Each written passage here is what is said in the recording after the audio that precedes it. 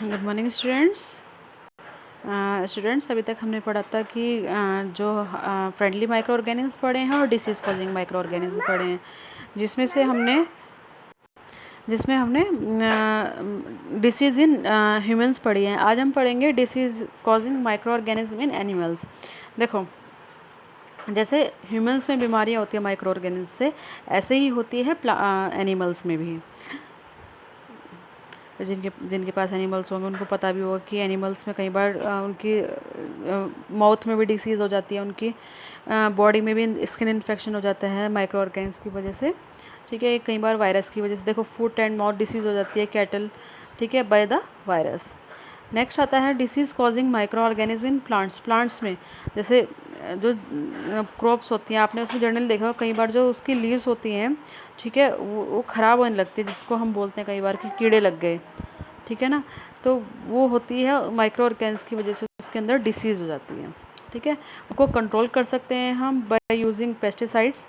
ठीक है, जैसे देखो यहाँ पे कुछ प्लांट डिसीज़ है, सिट्रस कैंकर, ये होती है बैक्टीरिया की वजह से। मोड क्या है इसका? एयर। रस्ट ऑफ व्हीट, ये होती है फंगस की वजह से। इसका मोड क्या है? एयर या फिर सीड, अगर हम ख़राब सीड का यूज़ कर रहे हैं। नेक्स्ट आता है येलो वीन मॉस्क्यू ऑफ भिंडी। भिंडी में कई बार जाती है, जो उसके येलो कलर के छेद छेद हो जाते हैं, ये वायरस की वजह से। और ये होता है इसका इंसेक्ट। तो इसको हम रोकने के लिए हम इसमें केमिकल्स का यूज़ कर सकते हैं। नेक्स्ट आता है फूड पॉइजनिंग। देखो, फूड पॉइजनिंग आपने सबने सुना हुआ होगा, कई बार कुछ ऐसा खाना खा लेना जिसकी वजह से फूड पॉइजनिंग, स्टमक प्रॉब्लम हो जाती है, जिसमें कई बार वॉमिटिंग हो जाती है, डिसेंट्री हो जाती है। ठीक है, और कई बार उसको हॉस्पिटल में भी एडमिट करना पड़ जाता है। ठीक है, तो food poisoning could be due to the consumption of food spoiled by the some microorganism. कई बार जो माइक्रो ऑर्गेनिज्म के थ्रू जो फूड ख़राब हो जाता है, स्पॉइल हो जाता है, उसको ईट करने से ये बीमारी हो जाती है। Micro organism that grow on food sometime produce toxic substance. ये क्या करते हैं? माइक्रो ऑर्गेनिज्म फूड पे बैठ के टॉक्सिक सब्सटेंस प्रोड्यूस करते हैं, जिसकी वजह से वो फूड जो होता है पॉइजनस हो जाता है। और कई बार जो बीमारी होती है वो सीरियस भी हो जाती है, और कई बार इससे डेथ भी हो सकती है। तो इसलिए जो भी फूड खाएं, ठीक है ना, वो स्पॉइल ना हो। अगर स्पॉइल फूड है तो उसको थ्रो कर दें। नेक्स्ट आता है फूड प्रिजर्वेशन। ठीक है, फूड प्रिजर्वेशन होता क्या है? देखो, जो हम अपने खाने को स्पॉइल होने से बचाने के लिए क्या करें? जैसे आप देखते हैं जो अचार बनता है घर में, ठीक है, जो पिकल होता है उसमें नमक डाल देते हैं, जिसकी वजह से वो ख़राब ना हो।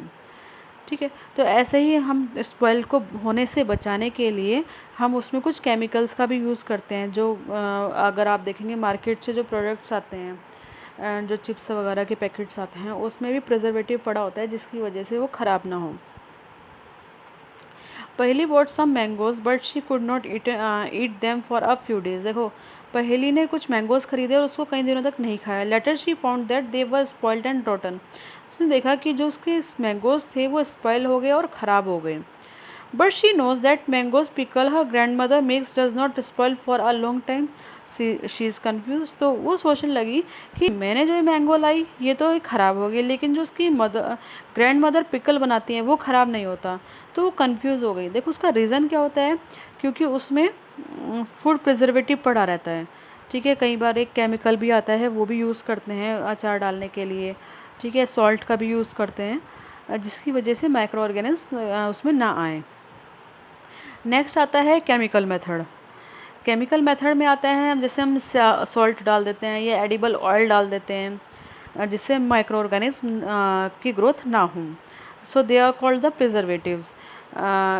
वी एड सॉल्ट और acid preservative to pickles to prevent the attack of microbes. ठीक है, जो आता है केमिकल आता है, इसका नाम होता है सोडियम बेंजोएट और सोडियम मेटा बाइसल्फेट। ठीक है, जिसकी वजह से जो माइक्रो ऑर्गेनिज्म की ग्रोथ है वो रुक सकती है। These are also used in jam and squashes to check their spoilage। ठीक है, तो जो जैम बनता है उसमें भी इसका यूज़ किया जाता है। नेक्स्ट आता है प्रिजर्वेशन बाय कॉमन सॉल्ट।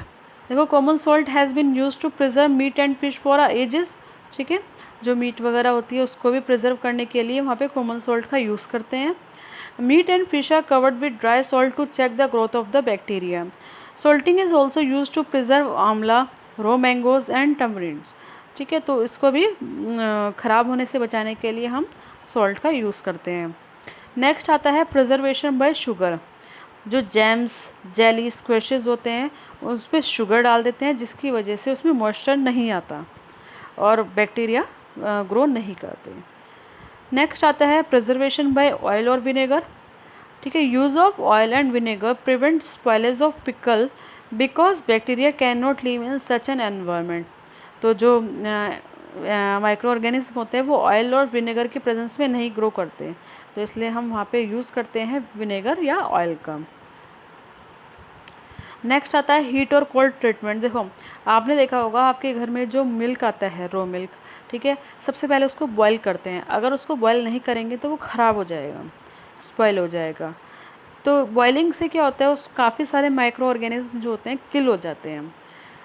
ठीक है, और ऑन अदर हैंड कई बार आप देखते हैं जो खाना होता है, ठीक है, उसको हम फ्रीज़र में रखते हैं, रेफ्रिजरेटर में रखते हैं, जिससे माइक्रो ऑर्गेनिज्म की ग्रोथ ना हो। Pasteurised milk can be consumed without boiling as it free from the harmful microbes. देखो, पैस्चुरेटेड मिल्क क्या होता है, जो आपको पैकेट्स वाला दूध मिलता है, ठीक है, क्योंकि ये जो मिल्क होता है इसको इसमें पहले से ही प्रिजर्वेशन यूज़ हो जाता है। इसको क्या करते हैं, 70 डिग्री टेम्परेचर पे इसको बॉईल करते हैं 15 to 30 सेकेंड्स तक, और उसके एकदम से बाद चिल कर देते हैं और स्टोर कर लेते हैं, जिससे माइक्रोब्स की जो ग्रोथ होती है वो रुक जाती है। This process was discovered by the Louis Pasteur, so इसका नाम हो गया पैस्चराइजेशन। नेक्स्ट आता है स्टोरेज एंड पैकिंग। देखो, आपके घर में जो ड्राई फ्रूट्स हैं या वेजिटेबल्स भी हैं, उनको एयर टाइट कंटेनर में रखते हैं, जिसकी वजह से माइक्रो ऑर्गेनिज्म वहाँ पे ना आए। क्लियर है। नेक्स्ट आता है नाइट्रोजन फिक्सेशन। नाइट्रोजन फिक्सेशन पहले भी आप पढ़ चुके हैं। जो लेग्यूमिनस प्लांट्स की रूट्स होती हैं, वहाँ पे एक राइजोबियम नाम का एक बैक्टीरिया होता है। वो क्या करता है, उसके रूट नोड्यूल्स में रहता है, वो क्या करता है, जो एटमॉस्फेरिक नाइट्रोजन होता है उसको सॉल्युबल फॉर्म में बना देता है, जिसकी वजह से वो वाटर में मिक्स हो जाए। ठीक है, तो ये क्या करता है, ये बीज और पीन्स की रूट्स में रहता है। यहाँ पे सिम्बायोटिक रिलेशनशिप शो करता है। क्या होता है कि नाइट्रोजन, ये एटमॉस्फेयर से उसको नाइट्रोजन देगा, ठीक है, और इन रिटर्न में वो वहाँ से न्यूट्रिएंट्स उसके एब्जॉर्ब करता है। क्लियर है।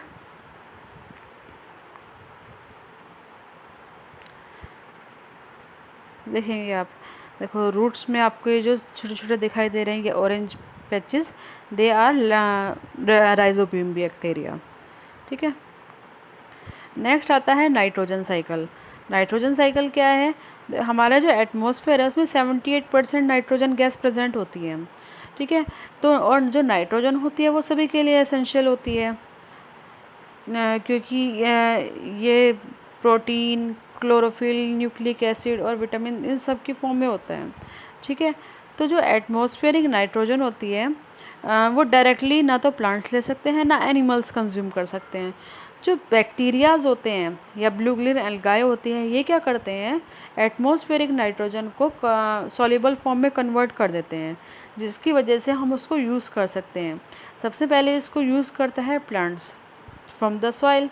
ठीक है ना, तो वहाँ पे प्लांट के पास आ गई तो प्लांट ने बनाया उसका प्रोटीन। ठीक है, और जब एनिमल उसको खाएंगे, जैसे कुछ चीज़ खा रहे हैं तो उसमें प्रोटीन एनिमल को मिल गया। ठीक है, तो ऐसे मिलती है हमें nitrogen. When plants and animals die, bacteria and fungi present in the soil convert the nitrogenous waste into the nitrogenous compound to be used by the plants again. जब कोई प्लांट या एनिमल डाई हो जाता है तो वहाँ पे जो बैक्टीरिया आते हैं और जो फंगस आती है वो क्या करती है, उस बॉडी की एटमॉस्फेयर नाइट्रोजन को